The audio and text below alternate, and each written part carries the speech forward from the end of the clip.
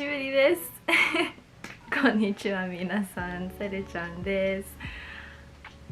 そうですね、久しぶりですねそして初めてすっぴんで皆さんに会います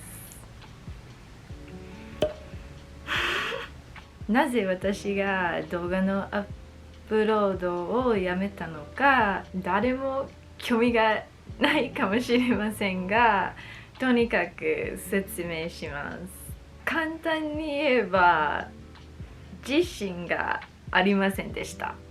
今回はそれが何を意味するのかを説明しますが、もっと面白くするために説明しながらメイクもします。では始めましょう。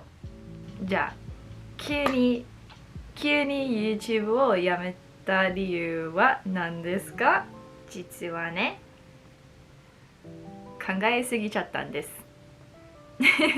私は他の人が私をどう思っているかを気にしすぎました。多分多くの人が同じことを経験しますかね。経験しましたね。例えば想像してね。あなたは新しいことを始めます。緊張していますがワクワクもしています。楽しむ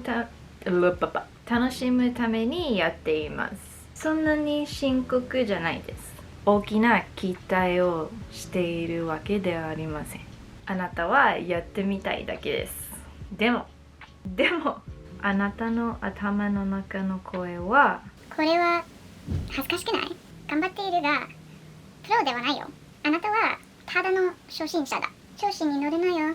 プロでも有名でもないのにどうして頑張っているのか。ダサいねと言われています。心の中でこの考え方を正しくないと分かっているのに、あなたは何人の人があなたを見てそのように考えるか心配になります。人々がそれについて話を聞いたりコメントを見たりしたので、そのように考える人がいることをしています。誰かがあなたについてそのように考えているかどうかは分かりませんですが、とにかく怖くなります。ですから最初はワクワクして恥ずかしくなかったのに、今は恥ずかしくないようにやめた方がいいと思っています。それであなたはその道を進むのをやめます。これは人間のあるあるかな？そうだと思います。私だけじゃないと思います。もしかしたらこの動画を見る人の中でもこの経験をした人がいるかもしれません。でもだから私は皆さんに大切なポイントを伝えたいです。2つがあります。まず、意外と他の人はあなたのことをあんまり気にしていません。そして気にする人がいたとしてもあなたにとって重要ではない人たちです。じゃあまず1つ目のポイントを説明します。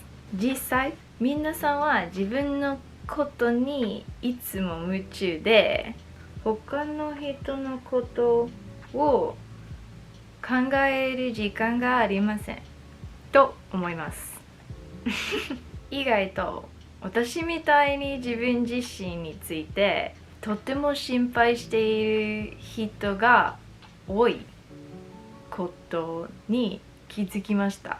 みんなは自分に夢中なので私のことをそんなに気にしていません。彼らが自己中心的で他の人を気にしないという意味ではありません。彼らはおそらく私が自分自身について考えたように私について考えていないということです。私は他の人についてそんなに失礼なことを考えていないのと同じように、彼らも私についてそのようなことを考えていません。いい人は嫌われることが怖いと理解できます。理解できない人は良い人ではないと思います。私の意見ですが、これは次のポイントに関係します。世界には意地悪な人がいますね。頑張っている人をいじめる人がいます。でもね、その人の論理は正しくないです。初心者でも頑張ってみるとかっこいいじゃないですか。またもちろん短期間で何かが上手になることはありません。短期間で上手になる人もいますけど、多くの人にとってはそうではありません。そしてそれは大丈夫です。大丈夫ですよ。楽しんでいたらそれが上手になるので、どれぐらい時間がかかるか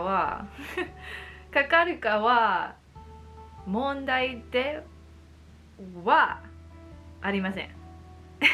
そしてまた意地悪な人は多くないと思います。私たちを気にしない人や応援している人はもっとたくさんいます。いい人と比べると悪い人はすごく少ないです。でもいじめな人はうるさいのでたくさんいるように感じます。だから私たちを応援している人が見にくいことがありますが、私を信じてください。きっといます。もっとも重要なことは、意地悪の人の意見は必要ないということです。失礼な人を尊重しますか？いえ。不公平な人を尊敬しますか？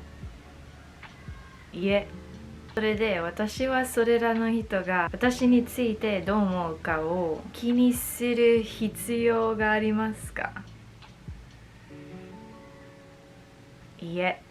頑張っている人をからかう人は簡単に言えば他人に共感できない不安な人です。人々は不安になっても大丈夫です。私もそうですよ。例えばさっきみんなに私自身のネガティブ考えを話しましたね。でも自分の不安を減らすために他の人を陥れることはダメです。じゃあ最後のポイントですね。皆さん、他の人を怖いからといって自分の幸せを見つけることを諦めないでください。やってみたいことがあったらやってみてください。他の人を気にせず。恥ずかしい思いをしたり、哀れな、失礼な、不幸な人が嫌なことをしたりしても、皆さんの人生を楽しむための挑戦を続けてください。私も同じことをするつもりです。じゃあ最後のポイントですね。Life is an experience, not a performance. 日本語で意味は自分が自分の人生を楽しむためにいろいろ経験をします。やってみたいことをやります。評判を良くするために生きているわけではありません。他の人の期待と意見を気にしてなくてもいいです。この動画は結構長くなってしまいましたかもしれないんです。もしも誰かにいい影響を与えることができたら私は嬉しいですね。この1年間で私はいろいろなことがあっていろいろ学びました。どうやってこの動画で話した考えに行き着いたかを知りたいなら、また動画を撮ろうかなと思っています。ここまで見てくれてありがとうございます。質問とかがあればぜひコメントで聞いてください。皆さん人生を楽しむために一緒に頑張りましょう。またね。